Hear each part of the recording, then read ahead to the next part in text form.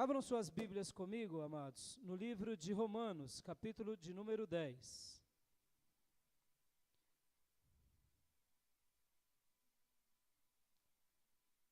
Livro de Romanos, capítulo de número 10.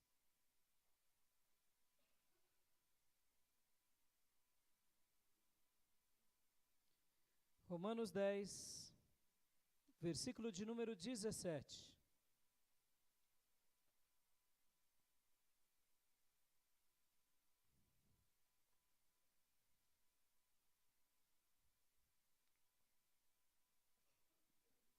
Um texto muito conhecido, um texto muito citado, e eu gostaria de compartilhar com vocês essa porção das Escrituras e refletir hoje no tema Como obter fé. Esse é o tema da minha mensagem. Você tem fé? Se você já veio aqui, pressupomos que pelo menos do tamanho de um grão de mostarda. E para te consolar, Jesus disse que aqueles que têm fé do tamanho de um grão de mostarda já vai fazer coisas maravilhosas. Vai dizer para o monte, sai daqui, vai para lá.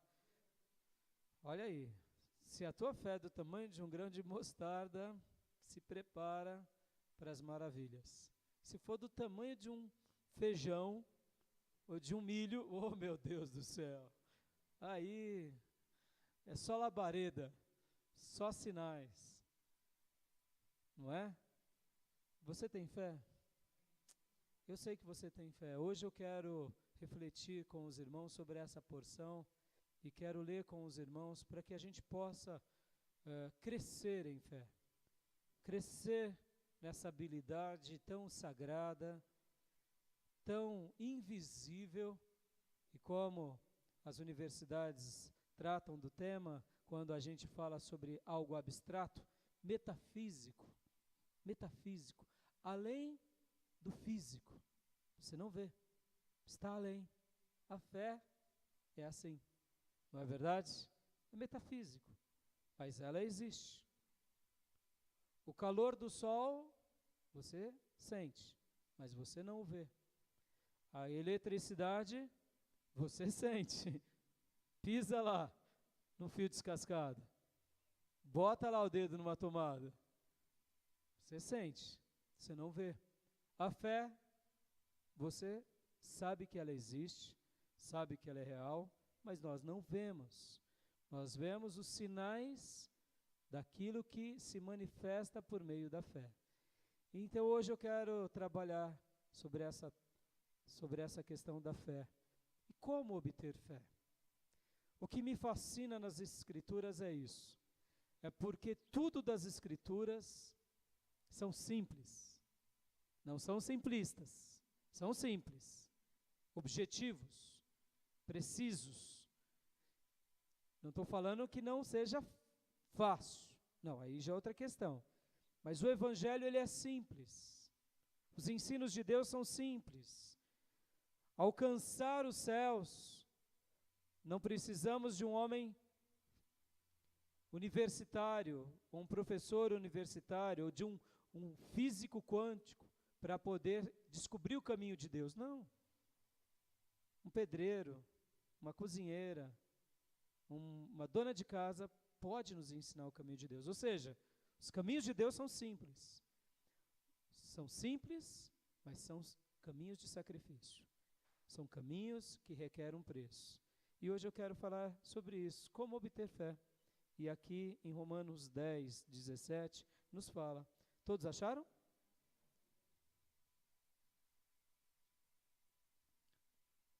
E assim, a fé vem pela pregação. E a pregação pela mensagem de Cristo. Eu gostaria de ler com os irmãos no nosso telão, na versão NVI, esse mesmo texto, juntos. Vamos ler?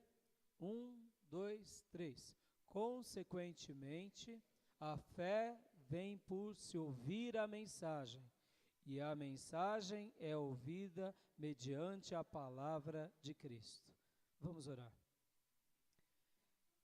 Deus, obrigado pela tua palavra. Obrigado pelas tuas escrituras. Obrigado porque, assim como a luz nos ilumina e revela tudo aquilo que precisamos para viver uma vida digna, uma vida na clareza, uma vida sabendo aonde caminhar, como prosseguir, assim é a tua verdade, assim é o teu caminho. E nessa noite, meu Deus, eu quero te pedir sobre esse assunto que, ao mesmo tempo, parece ser um assunto tão, eu diria, simples, e de fato é, mas onde as pessoas fazem tanta confusão, ora manipulando a fé dos outros, ora demonstrando algo religioso como, de fato, a verdadeira fé. Mas nessa noite, meu Deus, eu te peço, fala ao nosso coração, ensina-nos como obter fé, de acordo com a tua sagrada escritura. Ministra ao nosso coração, a nossa alma, a nossa vida, porque queremos te seguir, Senhor. Te seguir, te obedecer e ter fé. A mesma fé que um dia herdou o pai da fé, Abraão. A mesma fé que herdou seu filho Isaque e Jacó. A mesma fé que teve José do Egito e Moisés. A mesma fé que teve Josué, Samuel, Davi. A mesma fé que teve Salomão, que teve Josafá, que teve Elias, Eliseu. A mesma fé que teve os teus servos, apóstolos e discípulos do Novo Testamento. Essa fé que ao longo dos anos, dos séculos e até dos milênios tem sustentado o teu povo para fazer a tua vontade, essa fé que te pedimos. Ensina-nos por tua palavra, revela-nos aquilo que as tuas escrituras como revelação já foi anunciada. Abre os nossos olhos, iluminando essa revelação, para que a gente possa sim ter essa fé, a fé que te agrada, a fé que te louva, uma fé que frutifica para a glória do teu nome. Eu peço pela minha vida e por a tua igreja, e por todos aqueles, Pai, que o Senhor permitir com que essa mensagem chegue aos seus corações, em nome de Jesus. Amém. Amém, queridos? A fé. Como obter fé? Como obter fé? É interessante que todos nós que nos aproximamos de Deus ou temos o desejo de conhecer a Deus, nos confundimos com fé e religiosidade. São coisas distintas. São coisas distintas. E a gente confunde fé com fenômenos sobrenaturais. Quando eu me refiro à fé, eu estou me referindo à fé bíblica, a fé em Deus, a fé no Deus Criador do céu e da terra, a fé como está aqui no texto que acabamos de ler, porque o texto que acabamos de ler diz assim: e assim, a fé vem pela pregação, ou ela vem por meio de se ouvir uma mensagem. E essa pregação é a pregação da palavra de Cristo, ou seja, a fé, segundo os valores de Deus, nos são transmitida por meio disso. Disso o que, pastor? A mensagem. Que mensagem? Da palavra de Cristo. Pastor, palavra de Cristo é evangelhos? Apenas e Novo Testamento? Não. Palavra de Cristo é toda Escritura. Dr. Shedd, nos ensinando sobre como termos comunhão com Deus, num seminário de homilética, nos disse assim, isso foi no Betel brasileiro da nossa irmã missionária Durvalina. Se nós queremos ter contato com Jesus, pegue a sua Bíblia. Ao ler a palavra de Deus, você está se aproximando de Jesus Cristo. Porque a própria palavra diz que ele é a palavra. Ou seja, a Bíblia é a própria revelação de Jesus. Apenas no Novo Testamento? Não. Toda Escritura Sagrada é a revelação de Jesus Cristo. Desde o Gênesis ao Apocalipse. Jesus está em todas as páginas da Bíblia, se a gente pudesse assim dizer, direta ou indiretamente. Como diz John Stott, citando um outro autor, em toda a Escritura há a linha escarlate. O que seria a linha escarlate? A linha vermelha, que remete à ideia do sangue de Cristo. Em toda a Escritura tem traços nos ensinando, revelando de Jesus Cristo, o Filho de Deus, o Emanuel, que viria nos salvar. Então as Escrituras revelam de Jesus. No princípio era o Verbo, e o Verbo estava com Deus, e o Verbo era Deus. No princípio era a palavra estava com Deus, e a palavra era Deus. Essa palavra é Jesus Cristo, que encarnou, diz João capítulo 1, e habitou entre nós. Em outras palavras, quando vamos à Bíblia, vamos a Jesus. Amém? Olha aí, você pode ir a Jesus todos os dias. Todos os dias. Todas as manhãs. Que coisa fantástica, amadas. Não é verdade? Muitas vezes a gente quer que um anjo venha até nós. Não, esquece, anjo é secundário. Amém, querido? Você tem na sua mão, você tem ao seu dispor algo que é maior que anjos, que é a palavra revelada de Deus. É por causa dessa palavra que hoje estamos aqui adorando ao Senhor. Depois de 2000 anos, essa mesma palavra continua salvando corações, transformando vidas, libertando pessoas do mundo das trevas e fazendo sinais e prodígios. Então, todas as vezes que a gente vai à palavra de Deus, que a gente vai à palavra Escritura Sagrada, nós estamos indo até Jesus Cristo. E por isso que o texto de Romanos, e Paulo aqui citando, ele vai dizer o seguinte: a fé, que fé? A fé verdadeira, a fé pura, a fé que Deus deseja com que eu e você tenhamos. Essa fé só vem por meio desse caminho. Agora, pastor, talvez você diga, mas eu conheço pessoas e religiões que acreditam no sobrenatural e acontece o sobrenatural. Aí eu digo para vocês, nenhum problema. Nenhum problema. Eu digo que é uma fé em coisas contrárias, em forças contrárias. Essa questão do sobrenatural não é apenas algo que pertence ao povo de Deus. O sobrenatural, ele existe. Mas o sobrenatural de Deus, somente o buscamos segundo a revelação de Deus. Amém, queridos? Os outros sobrenaturais, segundo as religiões que não agradam a Deus, eles vão ter sobrenaturais.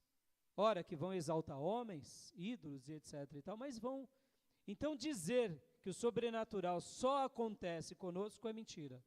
Para refrescar a memória de vocês, quando Moisés foi tirar o povo do Egito, em que ele se apresenta a Faraó, o que aconteceu com os magos e videntes de Faraó? O que eles fizeram? Fizeram sinais sobrenaturais. O sobrenatural, ele acontece em qualquer religião. E falar que porque está tendo fenômenos sobrenaturais, Deus está ali, aí é outra história. Amém, queridos? Ficou claro? Eu queria hoje refletir sobre isso. Porque quem é que é o autor e o consumador da fé?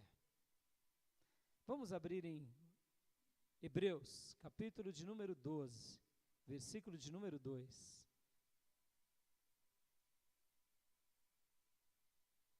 Hebreus 12, 2. Quero ler com você.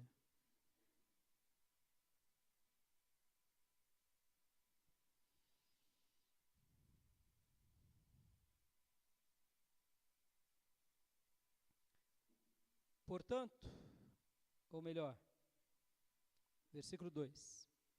Olhando firmemente para o autor e consumador da fé, Jesus, o qual em troca da alegria que lhe estava proposta, suportou a cruz, não fazendo caso da ignomínia, e está sentado à destra do trono de Deus. Mas eu quero que você se atenha à primeira parte. Olhando firmemente para o autor e consumador da fé, Jesus. Jesus, ele é o autor e o consumador da fé.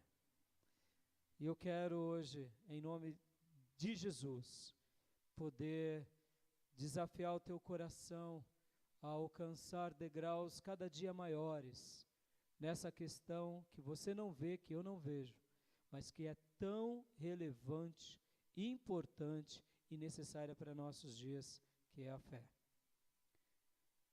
Abraão, o pai da fé, só se tornou o pai da fé porque o Evangelho chegou a ele e ele creu no Evangelho. Moisés, semelhantemente a Abraão, só foi também um homem regado de fé, porque Jesus se manifesta a ele na sarça ardente. Em outras palavras, revela a ele a palavra dele, que é ele próprio. E por isso, Moisés se tornou libertador do povo do Egito, ou melhor, do povo de Israel que estava cativo no Egito. Todos os grandes homens de Deus só se tornaram homens grandes de Deus porque eles se apropriaram da fé. Que fé? Revelada por Jesus Cristo, revelada pelas Sagradas Escrituras.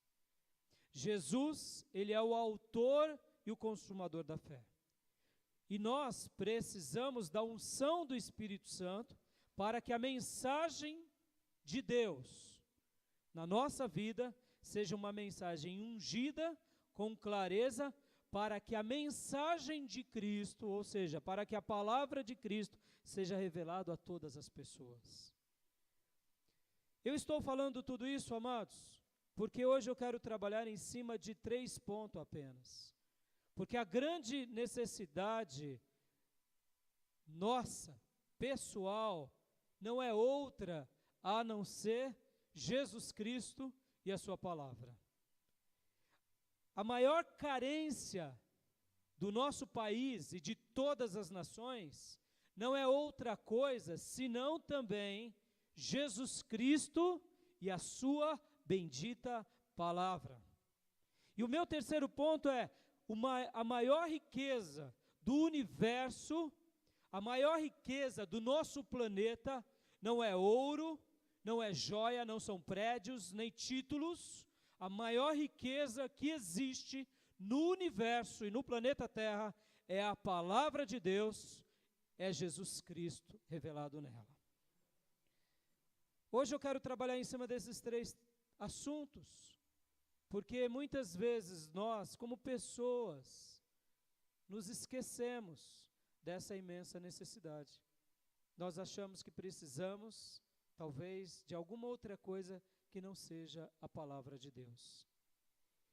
E ao acharmos que existem outras coisas que são mais relevantes para nós do que a palavra de Deus, nós acabamos nos distraindo daquilo que é uma real necessidade. Querido, você precisa, como eu, loucamente, da palavra de Deus. O seu espírito anseia se alimentar da palavra de Deus. Você precisa disso, porque o próprio Jesus disse que nem só de pão viveria o homem, mas sim de toda palavra que procede da boca de Deus. Talvez você venha se sentindo fraco na fé, na sua caminhada, E eu sei que, semelhante a mim, você e eu, quando nós estamos passando por alguma tribulação, nós gostamos de olhar para a tribulação e achar que a nossa tribulação é a maior de todas. Ou talvez a nossa dor é a maior de todas.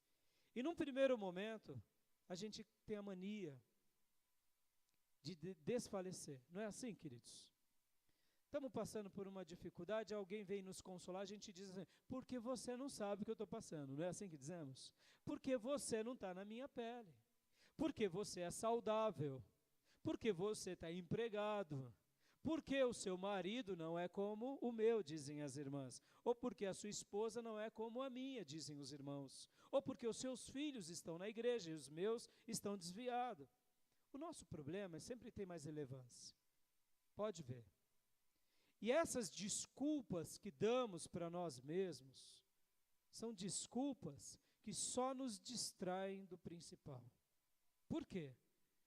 Eu quero te dizer, Deus, na sua palavra, nos diz que Ele jamais te permitiria passar por uma tribulação pela qual antes Ele não te desse força para passar. Amém, igreja? E aí você me diz, então por que, pastor, eu passo? Porque Deus sabe que você já é vencedor nessa tribulação. E a tua vitória vai ser o testemunho e o alento para muitos de como vencer sobre essa causa que você tem. O apóstolo Paulo disse isso, e ele viveu isso. Amados, Paulo tinha um espinho na carne. Paulo tinha um espinho na carne. A Bíblia fala que por 3 vezes Satanás esbofeteou ele.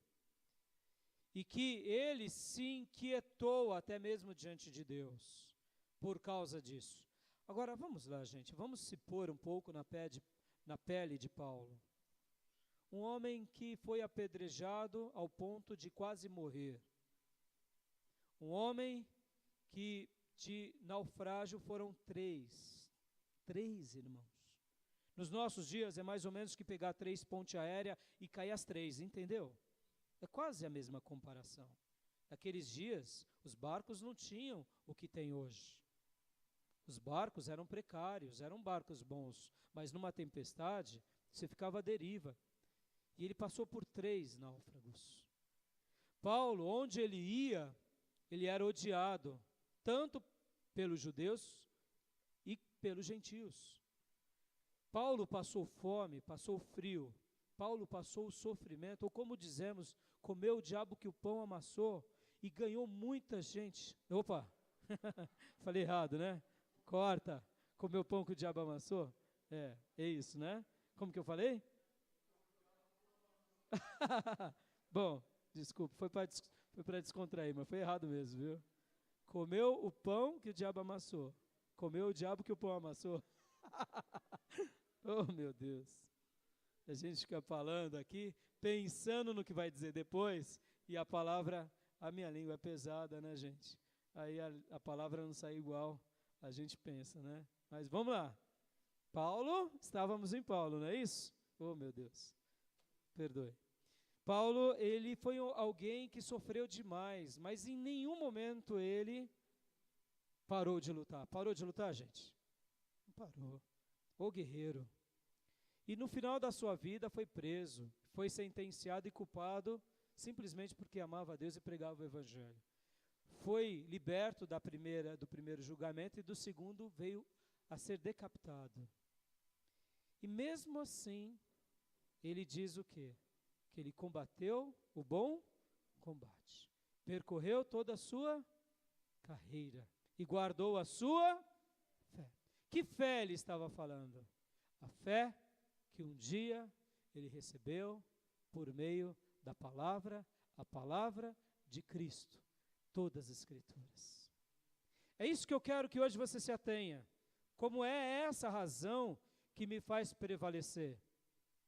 Na minha tribulação, quando eu estou abatido, triste, eu vou às Escrituras, porque eu sei que ela tem uma resposta para mim. Porque se eu continuar olhando apenas para mim, eu posso, ora, ou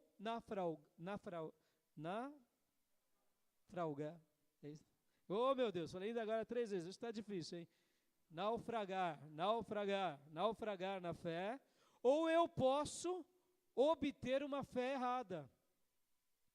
Concorda comigo?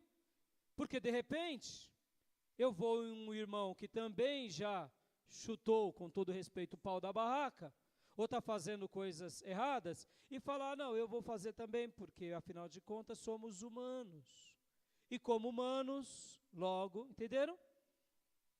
E é por isso que a minha fé pode então se transformar numa fé misturada.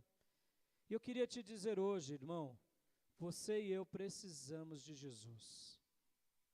Você e eu precisamos da palavra de Deus. Você e eu precisamos acreditar nesse livro e amá-lo loucamente como a verdade de Deus para o bem da nossa alma. Amém, queridos? E eu quero te ensinar, você jamais vai se arrepender de ter dedicado a tua alma nesse livro sagrado chamado Bíblia Sagrada. Amém? Pelo contrário, você será uma rocha no seu lar e você deixará um legado de fé para sua esposa, ou para o seu marido e para os seus filhos e para todos aqueles que um dia estiverem vivendo ao seu redor. Alguém já disse que a Bíblia talvez nem todos lerão, mas todos podem ler a Bíblia que nós pregamos por meio da nossa própria vida.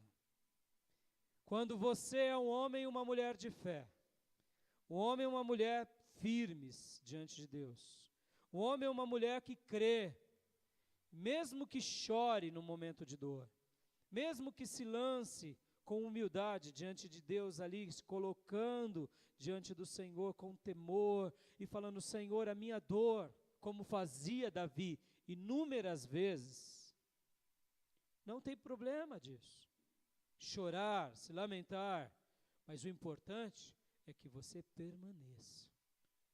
E como você vai permanecer? Apenas quando você crer nas Escrituras e você ir a ela de todo o seu coração. Hoje eu estou falando isso, parece muito redundante, parece muito simples, parece muito trivial, mas não tem sido assim, queridos. As pessoas têm se alimentado de um monte de coisa e não têm se alimentado da palavra de Deus na sua vida pessoal. E eu quero te dizer, você precisa comer essa comida, você precisa se alimentar dela e crer nela de todo o seu coração, porque somente assim essa necessidade será suprida dentro do seu coração e somente assim você não se distrairá. Segundo lugar, nossa nação, todas as nações e tribos da terra, a maior carência delas não é talvez a fome, igualdade, justiça, segurança, saúde. A maior carência é da palavra de Deus, amados. A maior carência que os povos têm é terem um encontro com a palavra de Deus. Pastor, por que você está falando isso? Eu estou dizendo, amados, porque quando uma nação, quando um povo, quando uma tribo se lança incondicionalmente diante da Bíblia e faz dela o livro de fé e prática, os sinais de Deus começam a imperar naquele lugar. Foi isso que aconteceu em toda a Europa depois da Reforma Protestante. O mundo se transformou, o Ocidente, em 2 blocos. Os blocos que criam na Bíblia e os demais que criam em outras coisas. Todo o processo de igualdade social, desenvolvimento econômico e tudo o que deriva, que se tornou em países até de primeiro mundo, foram em função da Reforma Protestante. Por quê? Porque a palavra de Deus, ela é libertadora, irmãos. Ela é libertadora, ela liberta a pessoa de todas as amarras. Esses dias eu tenho ensinado aqui no seminário, e uma coisa que é, quando Jesus nos liberta, Ele nos liberta de tudo, queridos. De todos os conceitos. Vou dar um detalhe aqui para vocês, sociológico, só para vocês terem uma ideia. Só para vocês terem uma abrangência um pouco maior. Max Weber, no início do século, ele fala que todo o capitalismo, ele nasce por causa da reforma protestante. É uma defesa sociológica de um homem estudioso. Em tese, ele não está muito errado. Mas vou dar só um exemplo. Até 1500, o ano de 1500, existia um rei, existia o povo, existia a corte real e o estado religioso, o papa, o bispo, etc. e tal. Então, quem nascesse ao redor do rei e dos príncipes, estavam com a sua vida garantida. Quem fosse plebeu, estava sentenciado a viver servindo os reis e a religião. Nenhuma besteira até aí, certo? Qual era o grande problema? O grande problema era que um carpinteiro que tinha habilidade para se tornar uma pessoa muito habilidosa, ele só fazia trabalhos de carpintaria para o rei. Logo, o filho dele, o neto dele, o bisneto dele, todos seriam carpinteiros. E a serviço de quem? Do rei. E a serviço de todo o critério religioso e político daqueles dias. No momento da reforma protestante, isso foi quebrado. Por que foi quebrado? Porque aquele carpinteiro que era exímio e dedicado, agora ele não estava, ele foi liberto. Ele estava no novo padrão social, porque agora ele podia trabalhar para ele. Ele tinha a liberdade da igualdade, pelo que a Bíblia nos assiste, de estarmos debaixo de um governo, mas de podermos explorar do fruto do nosso trabalho. Logo, o filho dele, que tinha aptidões para ser um exímio carpinteiro, se transformava no engenheiro. A terceira e a quarta geração desses homens já se tornaram totalmente diferentes das 3 gerações passadas que se mantiveram no legado daqueles antepassados. Os países que aceitaram a reforma protestante, por exemplo, houve um crescimento imenso na sua economia e, naturalmente, na educação, porque houve uma libertação do jugo. Já não eram mais os príncipes e os privilegiados que tinham agora acesso à educação, e sim todos. Por quê? Porque Cristo nos liberta. E por isso, uma nação, na sua terceira e quarta geração, o poder de riqueza dela era muito maior do que a outra nação que continuou ainda debaixo de todo o sistema religioso dominante. Então, quando ele vem e faz a tese dele, num primeiro momento está correto, porque o capitalismo, em tese, nasce disso, desse desenvolvimento econômico. É claro que a proposta socialista é só abranger um lado. Mas por que eu estou falando isso, queridos? Quando uma nação, como foi a Alemanha, em 1500, a Holanda, como foi a Inglaterra, como foi a Suíça, essas nações, elas foram libertas de tudo que estava errado. E essa libertação só acontece pelo poder da palavra de Deus. Eu ouso em dizer a vocês, presta bastante atenção, o que tem acontecido no Brasil nos últimos 50 anos? Tem acontecido um avivamento na nossa nação. Hoje, o que nós temos colhido economicamente, socialmente, culturalmente, é claro, tem muitos políticos fazendo um bom trabalho aí, não estou dizendo que eles não estão fazendo. E tem muitos que estão fazendo um péssimo trabalho, diga-se de passagem. Mas isso tudo é fruto do quê? Da salvação de Jesus, transformando o quê? O povo brasileiro. A palavra de Deus tem sido anunciada nos corações. Irmãos, isso é muito real. Não precisamos fazer nenhuma defesa aqui de sociologia. Vai na tua família. Pega ali 3 irmãos teus, você se converteu, vê como eles estão. Vê como que é os teus filhos, a educação que as Escrituras te geram. O poder de Deus numa família onde o Evangelho entra, o verdadeiro Evangelho. É libertador, gente. Isso acontece num lar, numa cidade, isso acontece numa nação, num país. A maior carência que existe no mundo é da palavra de Deus. E quando eu falo isso com zelo, porque eu e você somos defensores de Deus nessa causa. Nós temos um dever, que é ensinar a palavra de Deus aos nossos filhos, aos nossos parentes, aos nossos amigos, porque aí a verdadeira fé vai ser gerada neles. Amém, igreja?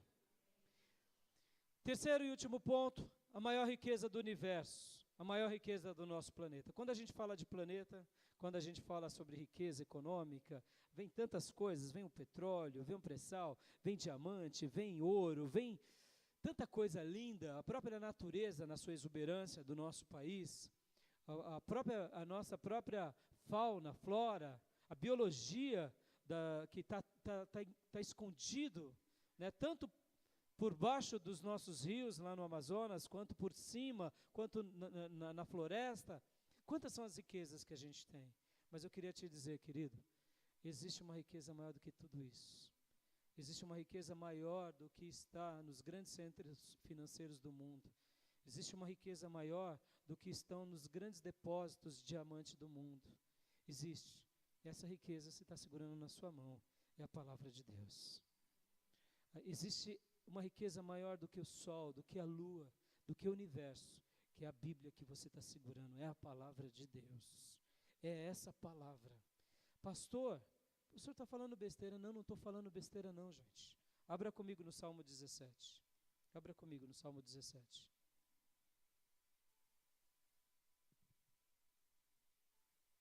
Ou melhor, Salmo 19. Salmo 19. Versículo 7 em diante.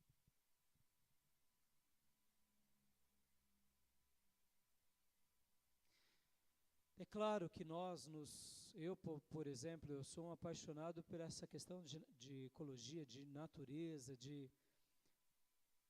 eu fico fascinado em ver como há uma inteligência do ser humano nas coisas mais simples que estão ao nosso redor.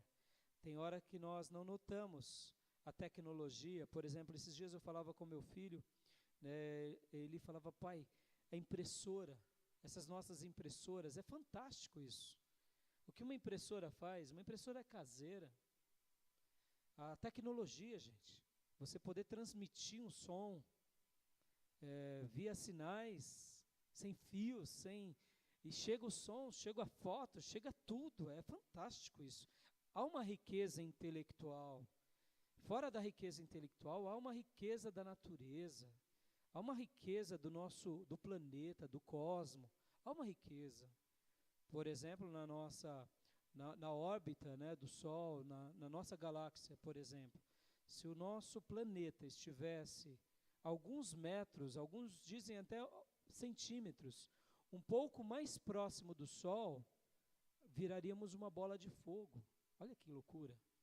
Se o eixo da Terra não fosse esse eixo, ou seja, o núcleo, onde ele de fato está, tivesse alguns centímetros ou metros mais perto do Sol, explodia tudo, viraríamos uma bola de carvão. E se estivéssemos alguns centímetros ou metros mais distante, gelaria tudo.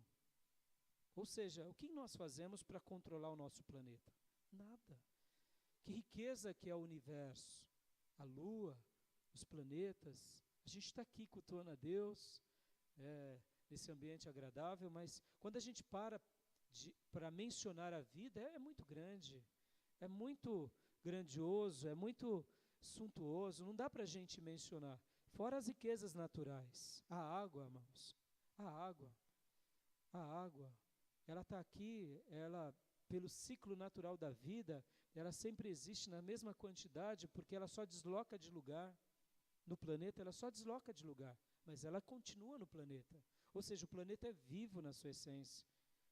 E a gente sabe os benefícios que causa a água e os malefícios que geram por se faltar a água. No nosso próprio organismo, a gente precisa de água, ela é purificadora, ela nos limpa, não é? Então a gente fica vendo quantas riquezas, o nosso ar, a nossa proteção na própria órbita terrestre. A gente muitas vezes vê, né, aquilo que quando crianças falávamos de estrela cadente. Não existe em tese estrela cadente como aprendemos, é uma estrela que está caindo.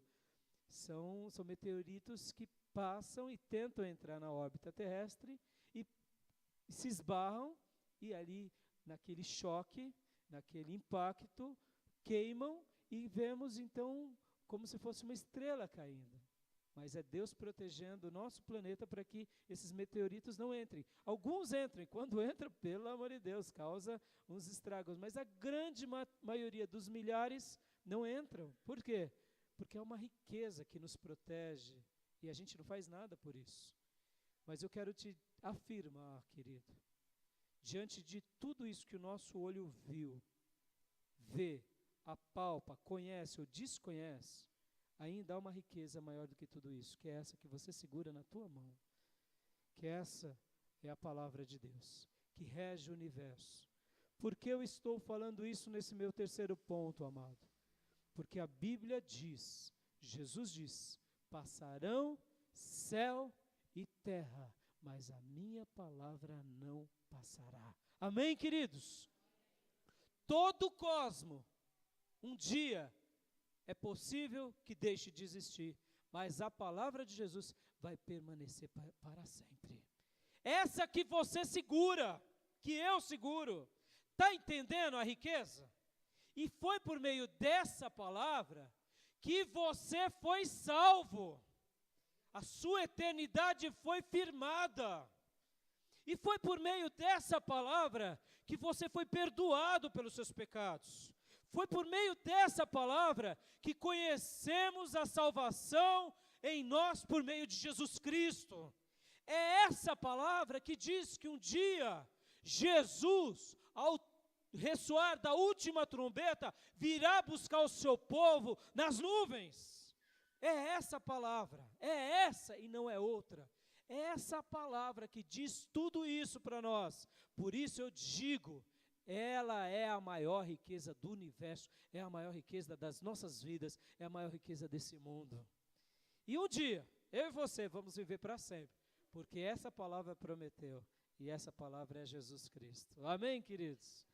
E aqui o salmista, Davi, ao meditar no que a palavra de Deus era para ele, olha o que ele diz, do versículo 7 ao 10.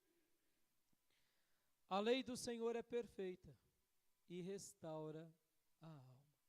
Está precisando da sua alma ser restaurada? Vai a palavra.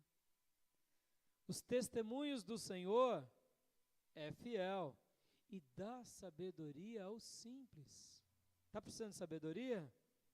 Vai a palavra. Os preceitos do Senhor são retos e alegram o coração. Está com o coração tristinho? Vai para a palavra. O mandamento do Senhor é puro e ilumina os olhos. Jesus disse que a candeia do nosso corpo é os olhos. Porque se nós olhamos de forma positiva e boa, toda essa bondade desfrutaremos no nosso corpo. E se olharmos de forma negativa e mal, a gente vai colher tudo isso. Mas aqui está dizendo algo que podemos aplicar. O mandamento do Senhor é puro, ou seja, se eu for a Bíblia, eu não tenho como me contaminar. Pelo contrário, os meus olhos vão ser iluminados. O que é o olho iluminado, gente? Eu vou ver com luz. Eu vou ver com clareza.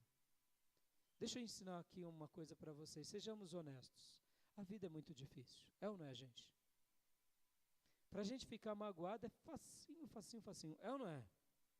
Mas para a gente amar é difícil. Sejamos honestos. Para a gente perdoar é difícil. E toda vez que a gente vai à Bíblia, o que a gente aprende? A gente aprende a odiar, a gente aprende a amar. A gente aprende a ficar rancoroso, a gente aprende a perdoar. Está entendendo? Os olhos vão sendo iluminados. E com os olhos iluminados, é um coração iluminado. Amém? O temor do Senhor é límpido e permanece para sempre. Os juízos do Senhor são verdadeiros e todos igualmente justos. Tudo isso que o salmista está dizendo do versículo 9 em diante diz assim: são mais desejáveis do que o ouro, mais do que muito ouro depurado, são mais doces do que o mel e o destilar dos favos. Olha só, Davi era rei, poeta e soldado. E como soldado, ele lutava contra povos inimigos. E quando se vencia o inimigo, se pegava o quê? O despojo. O que é o despojo? É a conquista ganha por meio da guerra. Então, Davi com seus homens entravam num território e lutavam, vários soldados israelitas morriam, ganhavam a batalha. Os soldados vivos viravam escravos, ou seja, você agora, que foi vencido, no caso, por Davi, se tornava escravo dele e do povo de Israel. As mulheres escravas.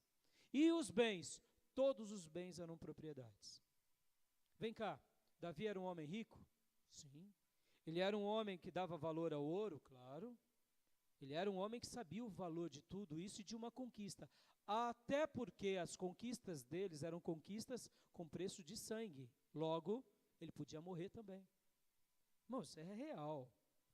Aquele negócio que Davi enfrenta Golias, porque Davi levantou de bom humor, pisou com o pé direito e foi lá, eu vou te destruir. Irmãos, loucura, não é assim.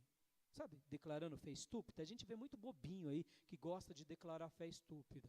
Davi era centrado, ele era um garoto, mas ele era centrado.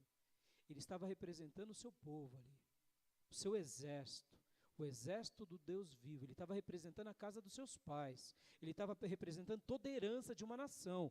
Se ele perdesse para Golias, viravam escravos. E o Deus deles não era Deus. Entendeu? Ou seja, as lutas que ele fazia não eram lutinhas como eu e você temos. Eram lutas que o resultado contrário não era um desemprego, era o sistema escravocrata. Logo, era horroroso em tese. Estão entendendo?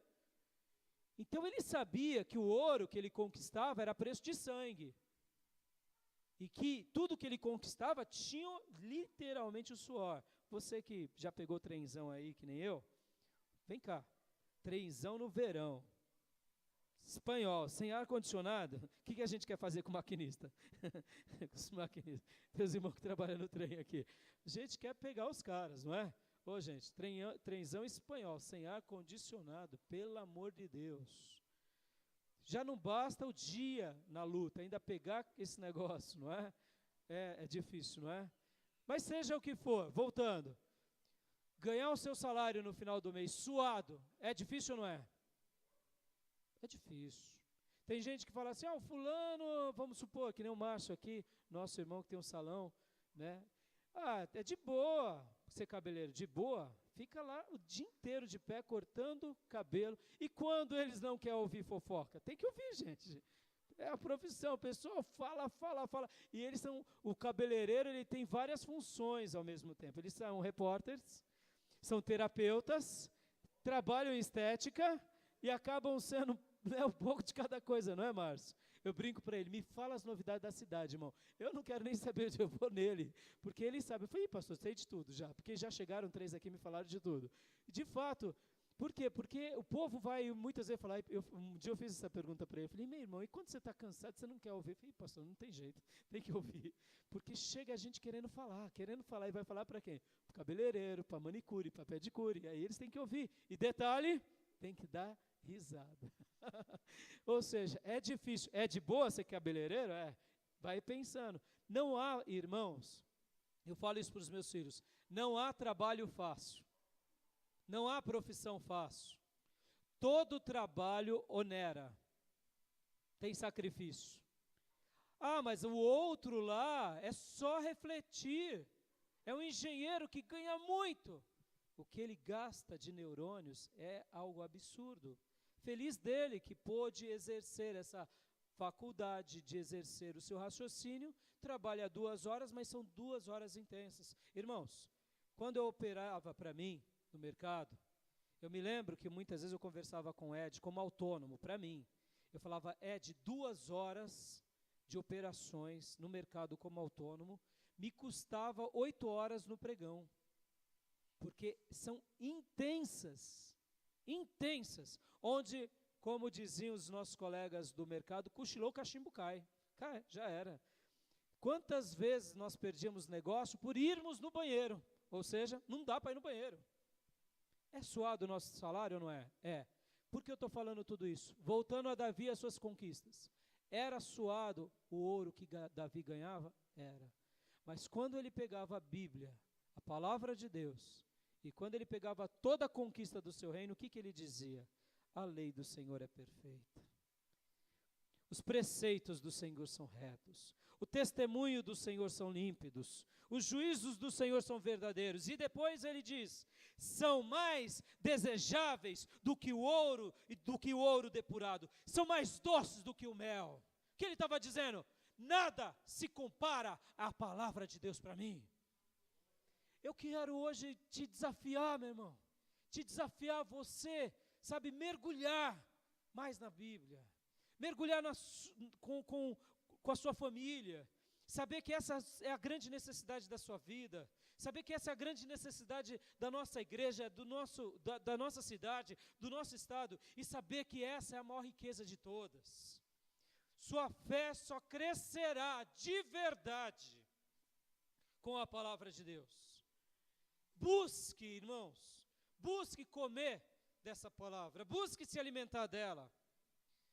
Lembre-se de uma coisa, lembre-se, agora é um alerta aqui, aquele alerta, o inimigo da sua alma e da minha alma quer te tirar, não é somente do teu emprego, não quer roubar apenas a tua saúde, ele quer arrancar você da palavra de Deus, porque foi por meio da palavra de Deus que Jesus venceu Satanás, e toda vez o diabo sempre tentará me tirar ou nos tirar da palavra de Deus.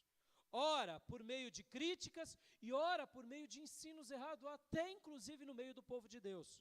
Por isso, eu e você devemos, sim, em nome de Jesus, crer na palavra de Deus, exercitar a palavra de Deus e não se permitir ser roubado. Para concluir, por que eu preciso de fé, pastor?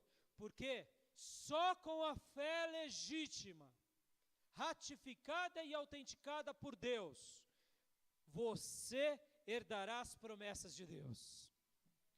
Somente com a fé legítima, você perseverará até o fim. No grego, fé é pistos. E pistos pode ser traduzido como fé, crer, como com fidelidade. A fé, ela é irmã da fidelidade. E quando você tem a fé legítima, você persevera até o fim. Pastor, por que eu preciso de fé?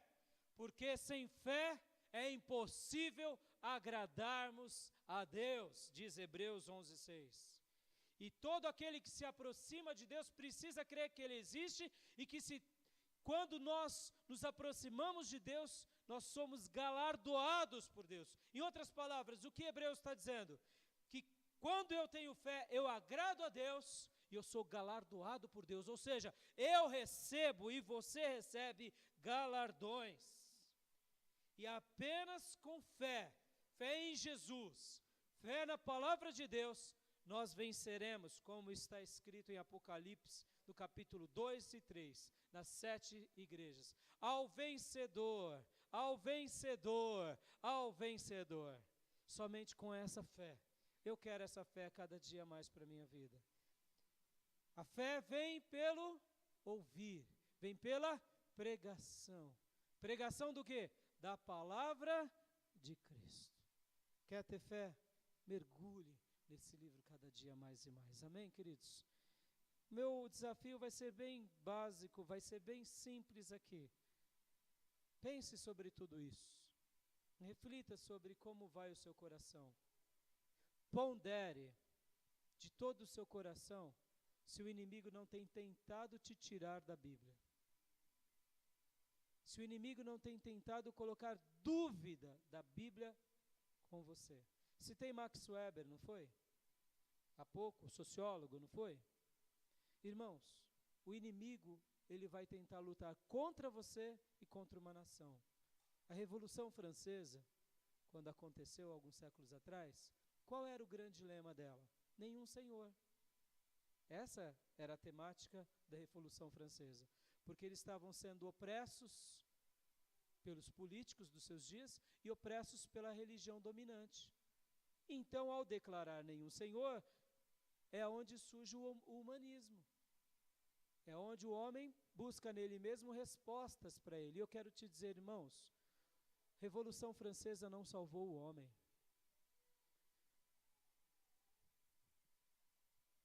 Outras revoluções que foram criadas ao longo da história, como por exemplo, o que aconteceu na União Soviética, com Karl Marx defendendo o socialismo, não salvou o homem.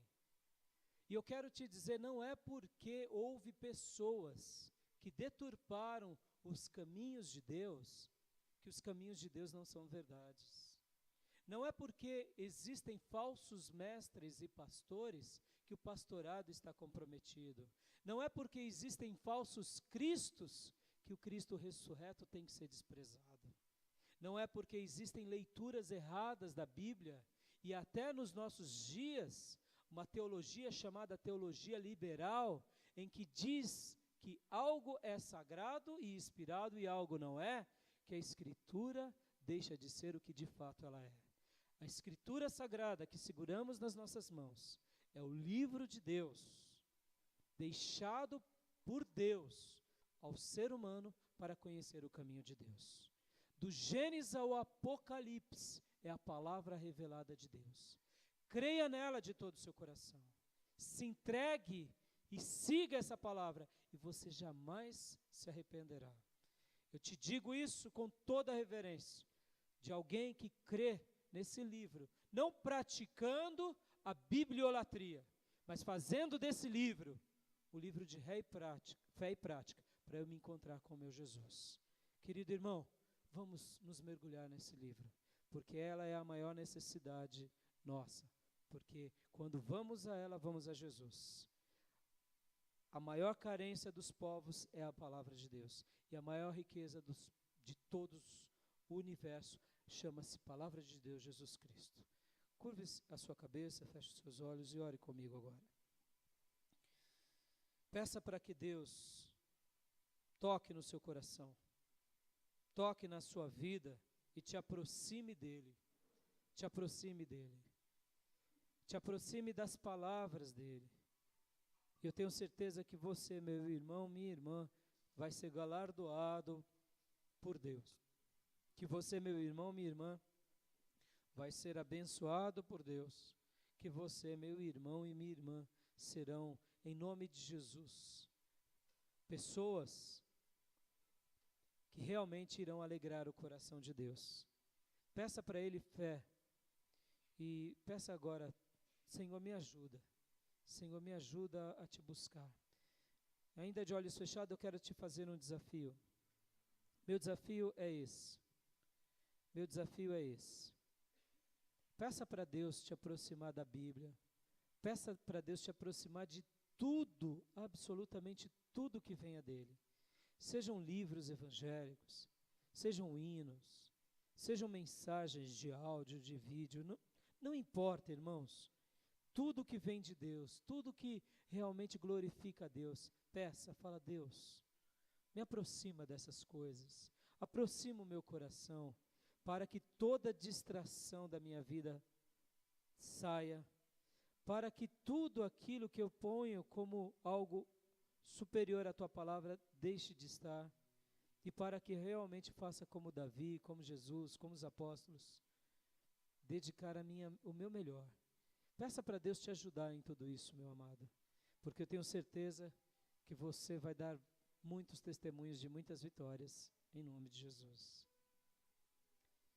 Pai, obrigado, porque a Tua fé vem pela pregação e pela pregação da palavra de Cristo. Jesus, aproxima o nosso coração mais de Ti, Senhor. Aproxima o nosso coração da Tua palavra. Mostra para nós, como o Senhor mostrou para Davi, a riqueza dessa palavra.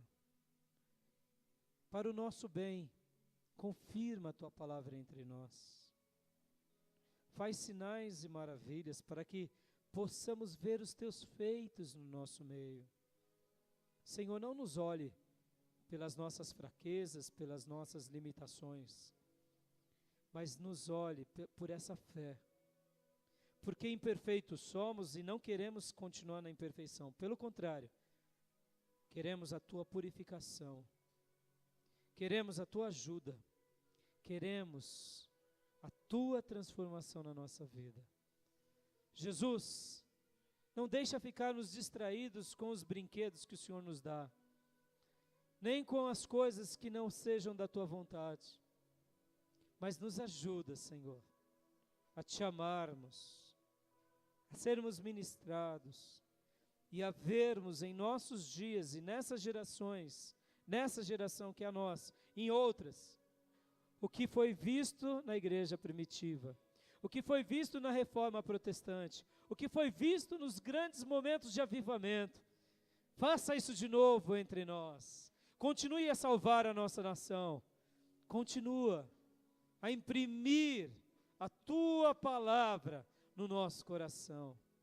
Como diz o teu profeta, que os nossos corações seriam selados pela tua palavra, que o teu Espírito faria isso na nossa alma e no nosso coração. Faça isso, Senhor, faça, porque assim te adoraremos, assim te serviremos, e assim seremos a Bíblia que muitos lerão para a glória do teu nome. Ajuda-nos, Pai, a sermos sal e luz, para a tua alegria, para a nossa alegria, em nome de Jesus. Amém. Amém?